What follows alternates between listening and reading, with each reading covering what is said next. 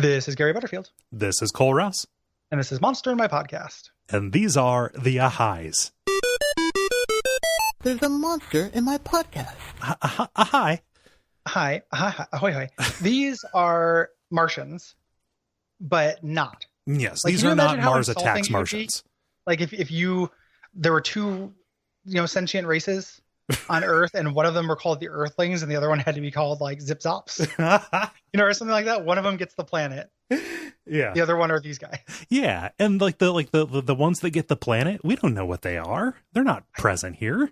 They're referenced in this kind of like supplementary material that shows up, but we don't actually get their stats. Right.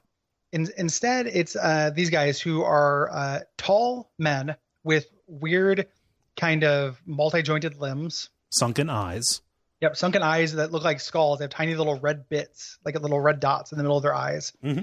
And they wear this circlet around their neck. Right, but generally they are nude, as is their custom. Yes, it's like the bad guys from Penumbra 2. Right. And these are the good guys. Yeah, so mainstream Ahai culture, they live in these underground cities, but generally they're peaceful. Most of them are not necessarily fixed on conquest like the Martians are, the capital M Martians, or kind of these cultists of Volthoom that exist as pariahs. Yeah, and that's the kind of the hook here, is that there are the normal Ahais who we, Earthlings become friends with, and they have these beautiful cities with these great gardens. And we're going to get to a theme in this book, which is the kind of overstatement, because it's filled with plants and animals that are not seen on Mars. Mm-hmm. I think that's exactly where they're seen. Because that's what you just told me, Clark Ashton Smith.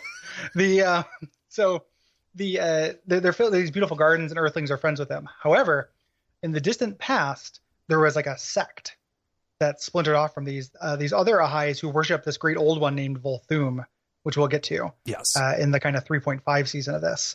And what's really cool, the kind of world building in this, is that the Volthoom lost and became driven underground in these gigantic complexes where they sleep for thousands of years at a time. Right. And the mythology has changed so that on the surface, their gigantic city, Ravomos, Ravormos? Yeah. Ravormos. I would say Ravormos, yeah. Ravormos is considered Martian hell. and Volthoom is the devil in their mythology. Like, it's actually this weird alien god that's still planning to take over Earth. Mm-hmm. But so many thousands of years have passed that on Mars, they just that's their word for hell. Yeah, it's interesting to be talking about a creature in this mythos that exists on a timescale similar to ours, because a 1,000 years is enough time for something that happened to become myth, right? Mm-hmm. For for it to change language, like we still refer to Bedlam, right? Yeah. And it's and just having the player having that kind of insider knowledge, and the characters or the people in the world not having that is very cool, because that would be a fun thing to discover. Yeah. This is some real classic Call of Cthulhu shit where you're investigating and you see like, oh, this word actually, make a research roll on the origins of that word. Yeah. And then you find out this thing and find out about this cult. And they went to sleep 999 years ago. Oh no. Like, there actually is going to be a reckoning as they get up and set about their machinations beneath the sea, right? Yeah. They pop in their 900 years, 90 years, and 9 years cart to before they do this.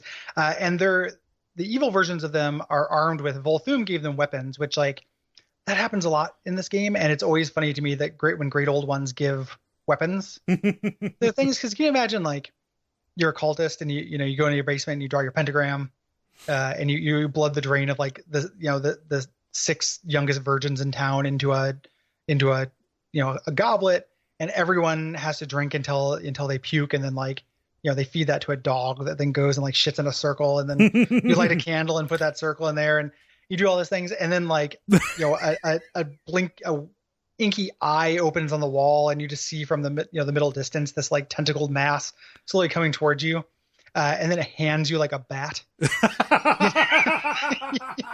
Like it just hands you a steel, like one of those like aluminum bat with like maybe one dent in it already, and then just leaves. Yes. we have been granted, we have been blessed with the mighty Ahais. Hey dude, that's an AR-15. Yeah, exactly. yeah, there's an assault rifle 15, and then you have your assault rifle 15, and that's it.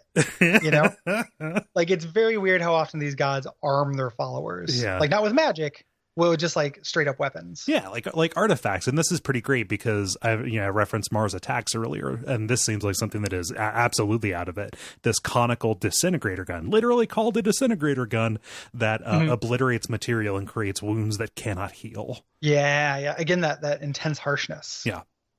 One of the things that's cool, that just so you can understand these entries more, and for people who are reading along, it's very hard to hit in Call of Cthulhu. Like, they make attacks difficult to land. So their stat for that is 20%. They only hit 1 out of 5 times. And you have a chance to dodge that as well. It just, they make the consequences extremely huge. Yeah. So like, just imagine like, these hit points just don't heal. Yeah. You lose constitution and appearance as well. So they do it to scar you. Right. So yeah, what happened to Reginald? Oh yeah, I lost his ear. Like to a disintegrator gun. It's fucked up. To a sleepy cult. To the, when they talk about them sleeping, before they mention 1,000 years, they just say that they operate on cycles of sleep and wakefulness. And I was like, yeah, it's not that impressive. I too, like the Ahais beneath the surface of Mars. Yeah, operate on a cycle of sleep and wakefulness. Yeah, well, I mean, so now I know how to put that into the Monsters Manual for Gary Butterfield. That's yeah. And then just. You summon me through those ritual I mentioned earlier. It has to be the exact same thing. And then I spring up through the middle of that pile of dog shit, and I give you a Nerf blaster. Yeah. Nerf 6-shooter. Like the Mega Strike. The Renegade. Renegade's a good Nerf gun name. Yeah, love that. That's pretty good. Is it like we could do like a game where you have to decide if something is a Nerf gun or a shotgun in Mass Effect, and which one it is. Like, what the Renegade, the debilitator. I guess that there probably wouldn't be the debilitator Nerf gun. No, what happened to Reginald? Yeah, he got shot by the debilitator. Like a Martian gun? Yeah. No, it was Nerf. He got it at Toys R Us before they closed. Yeah, they started selling the secret stock. Brought to you by our backers at patreon.com/DuckFeed.tv.